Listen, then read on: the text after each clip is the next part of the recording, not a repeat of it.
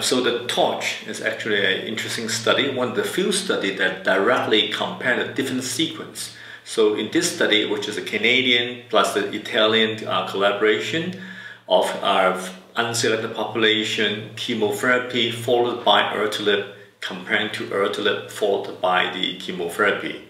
So this is one of the few studies that actually have this sequential design. Now they intended to accrue about 900 patients, but they stopped at interim analysis after 760 patients. The main reason is that they already noted significant difference in the overall survival, meaning that actually the standard arm of the actual chemotherapy followed by the Erlotinib is much higher or much better than the Erlotinib followed by the chemotherapy.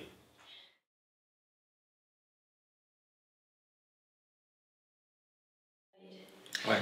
So for this 170 patients, they actually tried their best to obtain the tissue, and out of which they were able to get about 36% of the patient with the biomarker. The key biomarker would include the EGFR mutation, the EGFR gene expression, and also the KRAS mutation. So the percentage of being done is actually slightly different, but the most important is actually the EGFR mutation, for which they have about 36% of patients.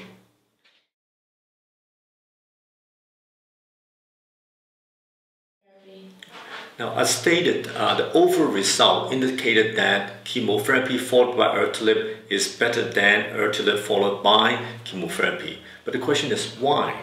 Well, the main reason is the fact that it's an unselected population, and also the incidence of EGFR mutation in the population of the Canadian and also Italian population is relatively low.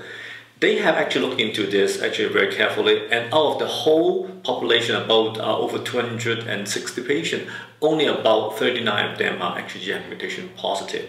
So the percentage of patients are being positive for mutation is quite small.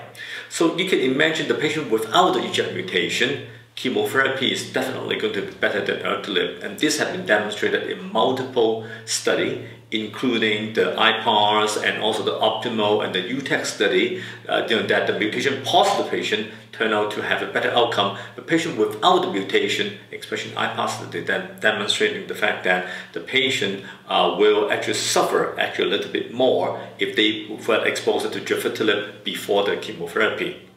So from what we have learned in this TORCH study, the biomarker translation, is a simple fact that mutations still count. If the unselected population, you really cannot give TKI first. So only in the mutation positive patient that you may consider that. But very interesting is the fact that the outcome are not that outstanding, even in this particular study. Small population, for the mutation positive patient, approximately 20 of them receive Erlotinib first. The response rate is only 42%. If you look at the overall survival, actually the chemotherapy arm is actually a little bit better than the Erlotinib arm, which is actually not what we want to see. But however, you have to understand the fact that the progression-free survival is still the most important thing when you look at this kind of comparison. So at the end, they actually can make a conclusion about the difference in the outcome on the mutation-positive patient, particularly only in the progression-free survival, but not so much so on the overall survival.